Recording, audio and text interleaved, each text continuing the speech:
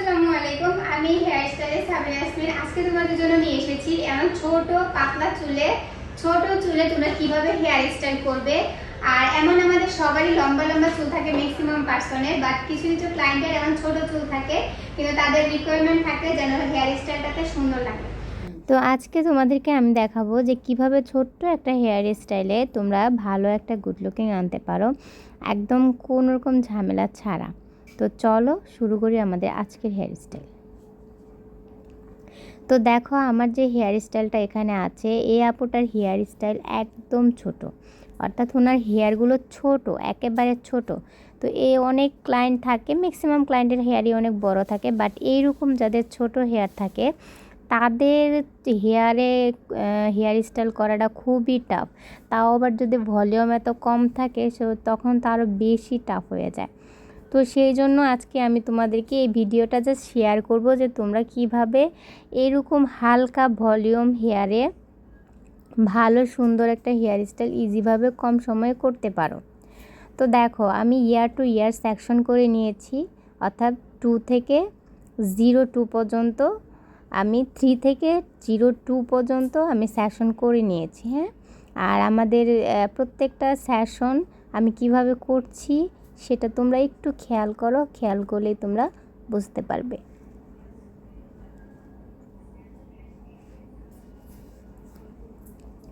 আর অবশ্যই তোমরা খেয়াল রাখবে, যখন তোমরা প্যাকম করবে, ব্যাককম করবে, এই ব্যাককম করার সময় সি সেকশন করে নিবে। সি সেকশন করে নিলে কি হয়, হেয়ারের যে প্যাকমটা আমরা করি, প্যাকমটা কিন্তু সুন্দর ওঠে, দেখতেও ভালো লাগে। তো দেখো ওনার হেয়ার কিন্তু একেবারেই কম, চুল একেবারেই কম। তো অনেক ক্লায়েন্ট থাকে যে তোমার খুব বেশি জট বাঁধতে দেয় না। তো যারা জট বাঁধতে দিবে না তাদের জন্য এই রুলসটা ফলো করবে, তাহলে দেখবে যে তোমার ক্লায়েন্ট অনেক হ্যাপি থাকবে। আমরা প্রত্যেকটা স্যালন ওনারই চেষ্টা করি যে আমাদের ক্লায়েন্ট যেন হ্যাপি থাকে। ক্লায়েন্ট হ্যাপি থাকলে আমরা অনেক হ্যাপি হই, এটা সবাই আমরা জানি। তো দেখো আমি এখানে ওনার হেয়ার পাতলা, তার উপর আবার উনি বেশি জট বাঁধতে দিবে না। তো সেই জন্য আমি একটা ডোনাট নিয়েছি, অর্থাৎ কালো যে ডোনাটগুলো, এগুলো সম্ভবত 30-40 টাকাতেই পাওয়া যায়। তো এইরকম একটা ডোনাট তোমরা অবশ্যই তোমাদের হাতের কাছে রাখবে, যাতে করে বেশি এক্সক্লুসিভ যে প্রাইস দেয় যে ব্রাইডরা, তারা কিন্তু সহজে ব্যাককম করতে দেয় না, অর্থাৎ পিছনে যে আমরা খোপা বাঁধি সেটা এই ব্যাককমিংটা করতে দিতে চায় না। তো সেই ক্ষেত্রে তোমরা তার অল্প হেয়ারে এইটা করতে পারো। অথবা যাদের খুব অল্প হেয়ার থাকবে, পাতলা চিকন হেয়ার থাকবে, বা ডিমান্ড থাকবে অনেক বেশি, তাদেরকে তোমরা এইরকম ডোনাট দিয়ে তারপরে ব্যাককমিং করে দেবে। তোমরা আমার ব্যাককমিংটা খেয়াল করো আমি কিভাবে করেছি। এইভাবে যদি তোমরা করতে পারো তাহলে দেখবে তোমাদের কাছে একদম ইজি লাগবে। তো আমি ব্যাককমিংয়ে জাস্ট হালকাভাবে ব্যাককমের যে আমরা করছি সেখানে হালকাভাবে আমি ব্যাককম করে নিয়েছি। নেওয়ার পর সেখানে আমি ডোনাটটা মাঝ বরাবর দিয়েছি।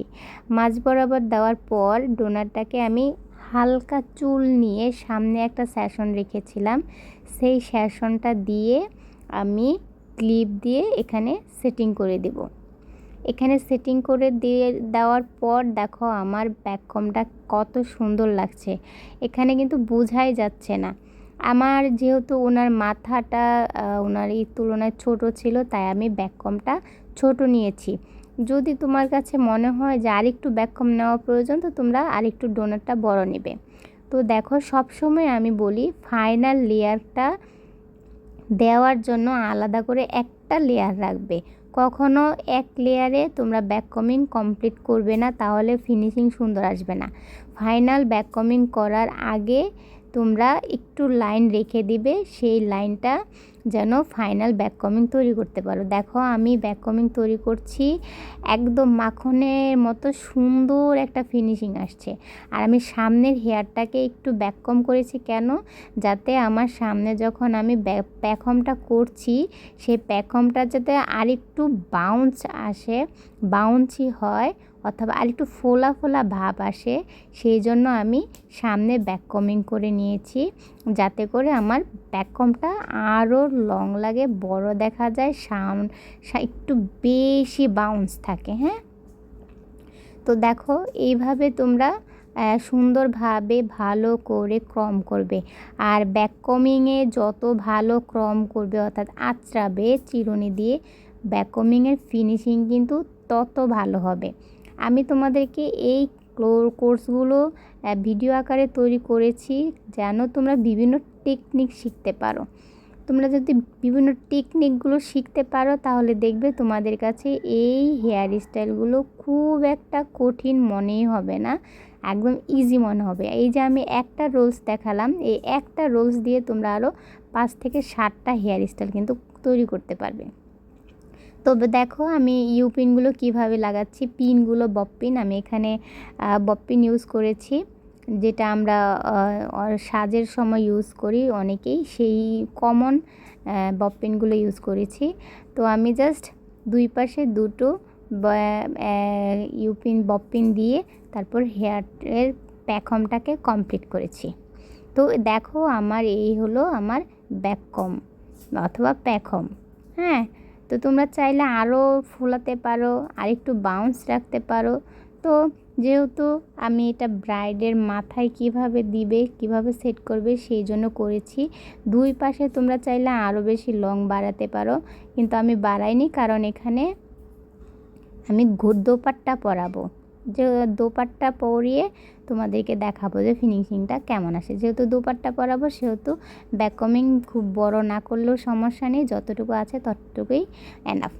এবার দেখো আমার হাতে মোজ রয়েছে এবং হার্ড স্প্রে রয়েছে। তো এই মোজ এবং হার্ড স্প্রে দুইটাই আমি রাখলাম।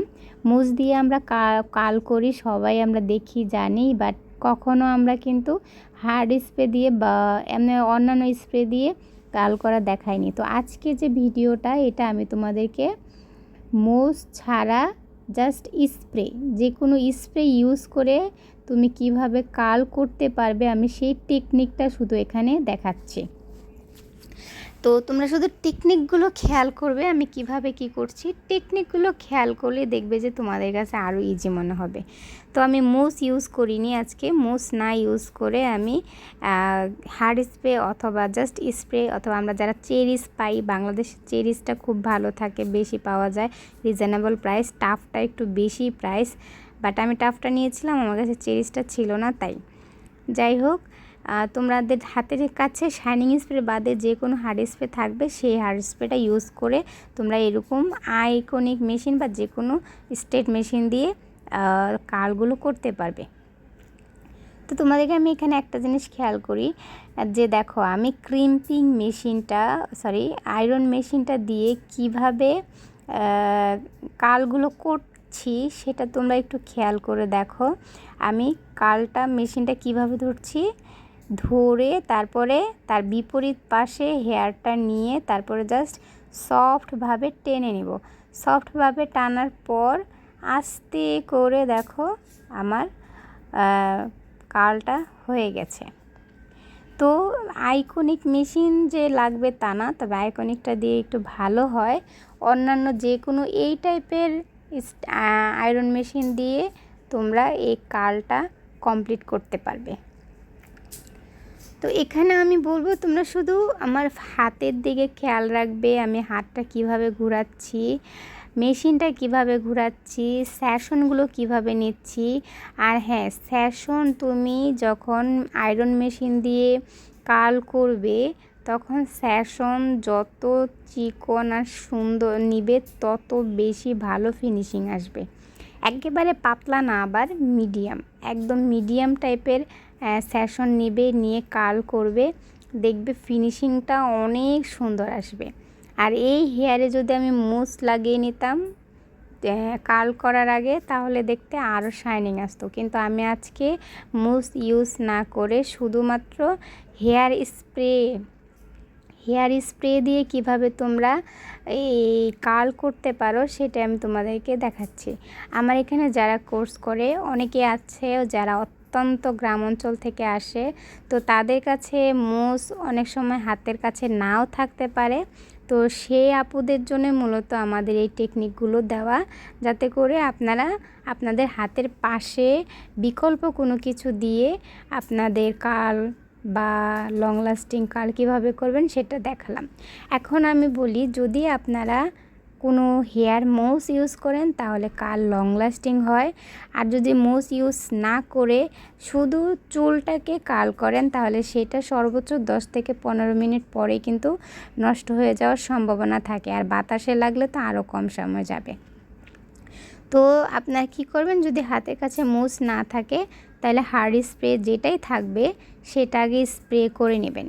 স্প্রে করার পর কার্ল মেশিন অথবা আয়রন মেশিন দিয়ে ঠিক এইভাবে আপনারা কার্লগুলো করবেন। কার্লগুলো করার পর দেখবেন যে তারপরেও অনেকটা সময় কিন্তু কার্লগুলো থেকে যাবে। আর সবচাইতে ভালো হয় কার্ল করার পর যদি আপনি আরেকটু ফাইনাল ফিনিশিংয়ের সময় আপনি সবগুলো কার্লে যদি আরেকবার স্প্রে ইউজ করে দেন, একটু ছিটিয়ে দেন, তাহলে আরও বেশি টাইম আপনার কার্লটা লাস্টিং করবে। অনেক সময় বিয়েবাড়িতে দেখা যায় যে যখন বউ সেজে আসে তখন কার্ল অনেক সুন্দর লাগে, কিন্তু আস্তে আস্তে একটু পর ঘষা লাগতে লাগতে দেখা যায় যে কার্ল একদম ছুটে যায়, আর যেই হেয়ার স্টাইলটা করা হয় সেটা একদম বাজে হয়ে যায়। তো এটা হওয়ার কারণ একটাই, হয় সে মুস ইউজ করেনি অথবা কোনো স্প্রে ইউজ করেনি। যদি কোনো মুস ইউজ না করে বা স্প্রে ইউজ না করে তাহলে সেই কার্লটা কিন্তু আর থাকে না। তখন হেয়ার স্টাইলটা বাজে হয়ে গেলে কিন্তু সাজটাও একদম বাজে লাগে। তো সাজ সুন্দরভাবে ফুটিয়ে তোলার জন্য হেয়ার স্টাইলের কিন্তু কোনো বিকল্প নেই। সুন্দর একটা হেয়ার স্টাইল আপনার একদম নর্মাল একটা সাজকেও ফুটিয়ে তোলার জন্য যথেষ্ট। তো আমার এই যে মডেলটাকে সাজানো হয়েছে এটাকে কিন্তু খুব বেশি সাজানো হয়নি, অল্প হালকা পাতলা সাজানো হয়েছে, যাতে একটা নর্মাল হেয়ার স্টাইলের সাথে কিভাবে একটা হেয়ার স্টাইল একটা নর্মাল সাজের সাথে ভালোভাবে হেয়ার স্টাইল করলে কেমন একটা লুক আসে, সেই লুকটার জন্যই তোমাদেরকে আমি এই কার্ল হেয়ার স্টাইলটা করে দেখাচ্ছি। তো খেয়াল করো আমি কিভাবে কার্ল মেশিনটা ধরছি, কিভাবে কার্ল মেশিনটা দিয়ে আমি দেখো কিভাবে করছি, কিভাবে কার্ল মেশিনটা লাগাচ্ছি, তারপরে হেয়ারটাকে ধরছি, সেশনটা কিভাবে করছি, এগুলো সব খেয়াল রাখবে। খেয়াল রাখলে দেখবে তোমাদের কাছে এগুলো একদম ইজি মনে হবে, খুব একটা হার্ড মনে হবে না। তো এই দেখো আমি আবারও হেয়ার স্প্রে নিয়েছি, হেয়ার স্প্রে নিয়ে পরে পুরো হেয়ারটাতে ভালো করে আঁচড়িয়ে নিয়েছি। এবার আবার সেশন করে তারপরে ধীরে ধীরে আস্তে আস্তে আমি এই কার্লটাকে করব। আর আজকে সম্পূর্ণ কার্ল আমরা কার্ল মেশিন বা টং দিয়ে করিনি, আজকে সম্পূর্ণ কার্লটা আমি কার্ল মেশিন দিয়ে আয়রন মেশিন দিয়ে করেছি, আর সেটা হলো আমাদের আইকনিকটা। তো তোমরা অন্য মেশিন দিয়েও ট্রাই করতে পারো, তবে সবচেয়ে বেস্ট হয় আইকনিক। আচ্ছা দেখো আমার যে কার্লগুলো করছি, মাত্র যে হেয়ার স্প্রে দিয়েছি, হেয়ার স্প্রে দেওয়ার কারণে দেখো আমার কার্লগুলো আরেকটু সুন্দর হচ্ছে, আরেকটু রাউন্ড শেপ আসছে। দেখো এই দুইটা কার্ল কতটুকু রাউন্ড শেপ এসেছে আর আগেরগুলো কতটুকু রাউন্ড শেপ এসেছে। তো যদি তোমার মনে হয় যে প্রতিটা সেশন নিয়ে তুমি স্প্রে দিবে তাহলেও হয়, আর যদি মনে করো একসাথে স্প্রে দিয়ে নিবে তবুও হবে। তবে আমি মনে করি মুস বা স্প্রে যে কোনো একটা একবারে হলেও ইউজ করে তারপরে তুমি কার্লগুলো করবে, তাহলে লং লাস্টিং থাকবে। কার্লের মেইন যে সিক্রেট সেটা হলো হয় মুস ইউজ করতে হবে অথবা কোনো হেয়ার স্প্রে ইউজ করতে হবে, যাতে করে কার্লটা লং লাস্টিং করে। তো এইভাবে করতে করতে দেখো আমার সম্পূর্ণ হেয়ারটা কিন্তু একেবারে কার্ল হয়ে গেছে।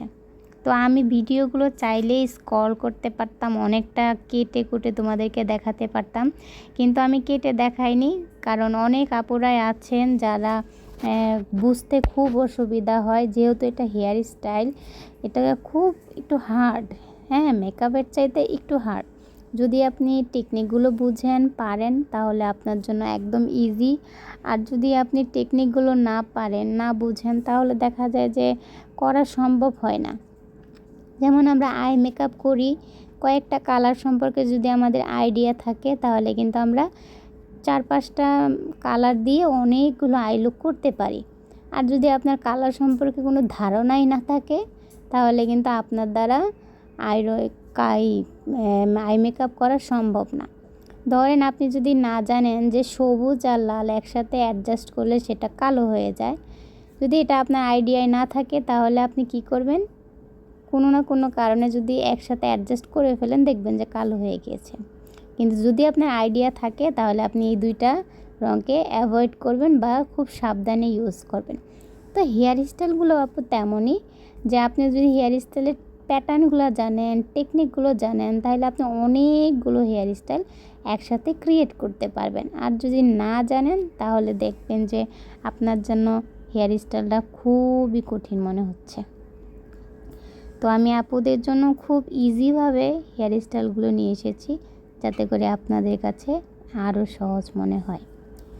তো আপনারা বেশি বেশি অবশ্যই প্র্যাকটিস করবেন। প্র্যাকটিস না করলে হেয়ার স্টাইল করা কিন্তু খুব টাফ। তো এই যে আজকে যে আমি হেয়ার স্টাইলটা করেছি এটা জাস্ট টেকনিক দেখানোর জন্য, আপনাদের সাথে টেকনিক শেয়ার করার জন্য আমি হেয়ার স্টাইলটা কিন্তু করেছি।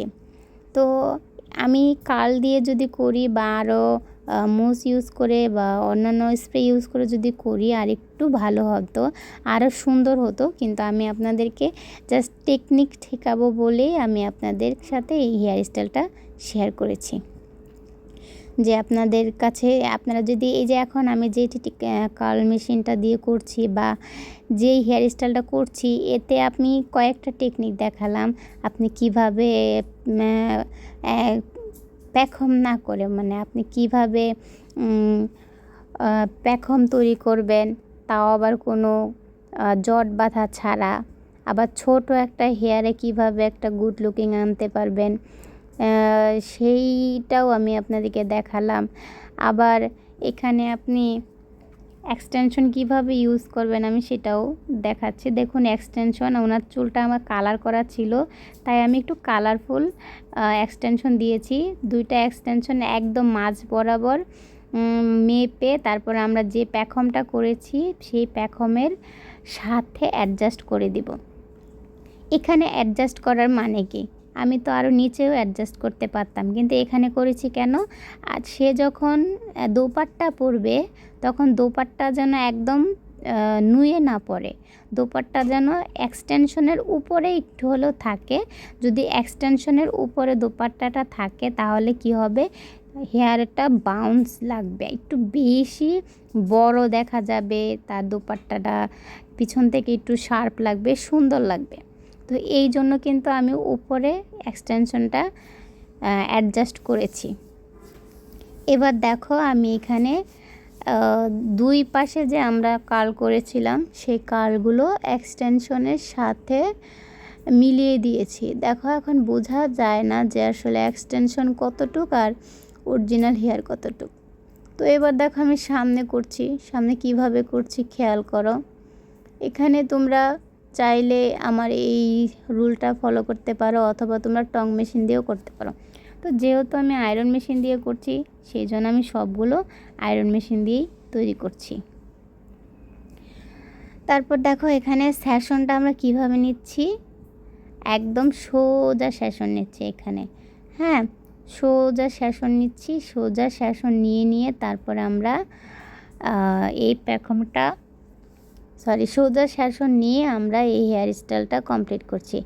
তোমরা যখনই কোনো কার্ল করবে, কার্ল করার সময় সোজা সোজা সেকশন নিবে, আড়াআড়ি সেকশন নেবে না, আড়াআড়ি সেকশন নিলে কার্লটা অনেক সময় কম বেশি হয়ে যায়।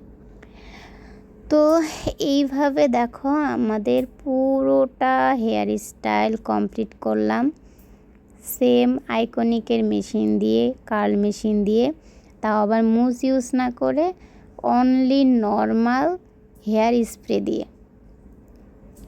তোমাদের কাছে যেই স্প্রে থাকবে সেই স্প্রে, শাইনিং স্প্রে দিবে না, শাইনিং স্প্রে দিলে কার্ল লং লাস্টিং করবে না, সেটা কিছুক্ষণ পরে আবার নষ্ট হয়ে যাবে। তো যাই হোক, আমি কিভাবে হাত ঘোরাচ্ছি, কিভাবে কালগুলো তৈরি করছি সেটা একটু খেয়াল রাখো। একটু খেয়াল রাখলে তোমাদের দ্বারা সম্ভব হবে। এরপরও যদি তোমরা না পারো, ক্লাসে আমাকে জিজ্ঞেস করবে কোথায় প্রবলেম। আমি সর্বোচ্চ চেষ্টা করব তোমাদের সমস্যাগুলো সমাধান করে দিতে, যাতে করে তোমাদের কাছে ইজি মনে হয়। আর আমি যতদিন সম্ভব তোমাদেরকে এখানে অ্যাড করে রাখার চেষ্টা করছি। তবে আমাদের অফলাইন ক্লাস করার আগে যদি অনলাইন ক্লাসটা তোমরা করে আসতে পারো, তাহলে আমি মনে করব তোমাদের জন্য এটা বেস্ট হবে। কারণ অফলাইন ক্লাসে সরাসরি যদি তুমি ক্লাসে এসে জয়েন করো, তাহলে তুমি বুঝবে না যে তোমার প্রবলেমটা কোথায় আছে, তুমি কোন হেয়ার স্টাইলটা পারো, বা তোমার প্রোডাক্ট নলেজ কতটুকু। এইগুলো যদি তুমি আগে থেকে ধারণা না নাও, তাহলে তোমার দ্বারা অফলাইনে সোজা এসে ক্লাস করাটা একটু কষ্ট হয়ে যাবে, টাফ হয়ে যাবে। আর যদি তুমি অফলাইন ক্লাস করার আগে অনলাইনে আমাদের এই কোর্সগুলো একটু দেখে নাও, তাহলে আমি মনে করি তোমাদের অফলাইনে ক্লাসটা করাটা ইজি হয়ে যাবে। তো দেখো আমাদের হেয়ার স্টাইলটা এখন কেমন হয়েছে। আমি এক্সটেনশন যে করেছিলাম, সেই এক্সটেনশনের সাথে এই যে হেয়ার স্টাইলটা, এটা অ্যাডজাস্ট করে দিয়েছি। হ্যাঁ, অ্যাডজাস্ট করে দিয়েছি। এখন যেই দেখো, আমি কালোটা বলেছিলাম যে আমার ওনার হেয়ারটা কালার করা ছিল, তাই আমি একটু কালারফুল নিয়েছি। যদি আমাদের কারো কালো হেয়ার থাকতো, তাহলে আমরা এই টাইপের কালো এক্সটেনশন নিতাম, নিয়ে তারপরে আমরা বাকি কাজটা কমপ্লিট করতাম। এখন দেখো, আমি যে এক্সটেনশনটা নিয়েছি আর হেয়ারগুলো যে এভাবে রেখে দিচ্ছি, এভাবে রেখে দিলে কিন্তু ক্লায়েন্ট যখন নড়াচড়া করবে, তখন আমাদের এই হেয়ারটা নড়াচড়া করবে, এক্সটেনশনটা আলাদা বেরিয়ে যাবে। তো এর জন্য কি করতে হবে, এই যে আমাদের এক্সটেনশন, এই এক্সটেনশনের সাথে ইউপিন অথবা ববপিন, তবে চেষ্টা করবে ববপিন দেওয়ার জন্য। ববপিন দিয়ে আমাদের যে হেয়ারগুলো আছে, এই হেয়ারের এখানে এক্সটেনশনের সাথে অ্যাড করে দিব। যদি এক্সটেনশনের সাথে আমরা ববপিন না দেই, তাহলে কি হবে, সেটা গোড়া থেকে উঠে যাবে, বা যে কোনো সময় পড়ে যেতে পারে, বা সবগুলো চুল এলোমেলো হয়ে যেতে পারে। তো আমরা চুলগুলো ছোট ছোট ছোট ছোট যেই কালগুলো করেছি, সেই কালগুলোর সাথে আমরা এক্সটেনশনের সাথে অ্যাড করে দিব, তাহলে আর লড়াচড়া করলেও সেটা কিন্তু আর পড়বে না। তো সেমভাবে আমরা অপোজিট পাশেও আমাদের যে এক্সটেনশন করেছি, সেই এক্সটেনশনের সাথে পিন অ্যাড করে দিয়ে দিব। এবার দেখো, যেই হেয়ারটা আছে কার্ল, এইভাবেও তোমরা রাখতে পারো, অথবা এই যে আমরা উপরে যে কার্লগুলো করেছি, সেই কার্লগুলো একটা একটা করে একটু রাউন্ড শেপ নিয়ে নিয়ে ইউপিন দিয়ে উপরে, অথবা ববপিন দিয়ে উপরে অ্যাডজাস্ট করে দিতে পারো। যদি অ্যাডজাস্ট করে দাও, তবুও তোমার একটা ভালো হেয়ার স্টাইল চলে আসবে। আর যদি অ্যাডজাস্ট না করে শুধু সামনে ছেড়ে রেখে দাও, তবুও কিন্তু একটা ভালো হেয়ার স্টাইল তৈরি হয়ে যাবে। অর্থাৎ একটা কার্ল দিয়ে অনেকগুলো হেয়ার স্টাইল কিন্তু এখানে ক্রিয়েট করা সম্ভব, যদি তুমি টেকনিক জানো, যদি তুমি বুঝতে পারো। তুমি যখন টেকনিক জানবা, কিছু সময়ে কিছু কিছু কাল দিয়ে, তখন দেখবে যে তোমার দ্বারা অটোমেটিকলি একটা হেয়ার স্টাইল থেকে তখন 4টা 5টা হেয়ার স্টাইল করাও কিন্তু সম্ভব। আর যদি তুমি টেকনিক না জানো, তাহলে কিন্তু কখনোই পসিবল না। তো দেখো, ওনার কত পাতলা হেয়ার ছিল, সেই পাতলা হেয়ারটা কিন্তু এখন আর মনে হচ্ছে না যে ওনার পাতলা হেয়ার, এখন মনে হচ্ছে যে ওনার মাথায় অনেক হেয়ার ছিল। হ্যাঁ, তো দেখো কত সুন্দর লাগছে। তো এইভাবে দেখো, আমরা যখন ব্রাইডকে সাজাবো, ব্রাইডকে যখন আমরা দুপাট্টাটা ইউজ করব, তখন দেখো দুপাট্টা ইউজ করার পর মনেই হবে না যে সে পাতলা চুলের অধিকারী। তো সুন্দর লাগছে, আপুটাকে যথেষ্ট সুন্দর লাগছে। ওনার ফেস অনুযায়ী এখন মনে হচ্ছে না ওনার মাথায় অনেক হেয়ার, অনেকগুলো চুল। যাই হোক, তো এইভাবে যদি তোমরা তোমাদের ক্লায়েন্টকে সার্ভিস দিতে পারো, তাদের মনের মতো একটু হেয়ার স্টাইল করে দিতে পারো, তাহলে দেখবে সেই ক্লায়েন্টটা তোমার জন্য পার্মানেন্ট হয়ে যাবে। আর একটা স্যালনের জন্য, পার্লারের জন্য ক্লায়েন্ট যদি পার্মানেন্ট না হয়, তো সেখানে তোমার টিকে থাকাটা কষ্ট হয়ে যাবে। তো ভালো সাজ করতে হবে। আর প্রত্যেকটা পার্লার কিন্তু সাজের মাধ্যমে সুনাম অর্জন করে। যদি সাজ ভালো হয় তাহলে ওই পার্লার ভালো, সাজ খারাপ মানে ওই পার্লার খারাপ। তো সাজের জন্য অবশ্যই সাজটাকে ফুটিয়ে তোলার জন্য তোমার হেয়ার স্টাইলটা কিন্তু বাধ্যতামূলক। আর হেয়ার স্টাইলের উপর ডিপেন্ড করে একটা স্যালনে যে তারা কতটুকু এক্সপার্ট। হেয়ার স্টাইল যদি ভালো হয় তোমার বোঝা যাবে যে তাদের কাজও সুন্দর। আর যদি হেয়ার স্টাইল নর্মাল হয়, ম্যাক্সিমাম পার্লারে দেখা যায় একই হেয়ার স্টাইল বারবার একই 2-1 জন পরপর দিচ্ছে। আসলে এটা কেন দেয়? যখন তাদের মাথায় কোনো আইডিয়া না থাকে তখন দেখা যায় যে একটা হেয়ার স্টাইল দিয়ে চালিয়ে দেয়। তো সেই ক্ষেত্রে আমরা এটা না করে আমরা চেষ্টা করব একই রকমের ডিজাইনের না রেখে বিভিন্ন ডিজাইন বিভিন্নভাবে ক্রিয়েট করতে। আর সেই জন্য অবশ্যই হেয়ার স্টাইলটা জানাটা খুবই দরকার। তো যাই হোক, এই হলো আমাদের আজকের মডেল সিম্পলের ভিতরে গর্জিয়াস হেয়ার স্টাইল। তো ভালো থেকো নেক্সট ক্লাসের জন্য।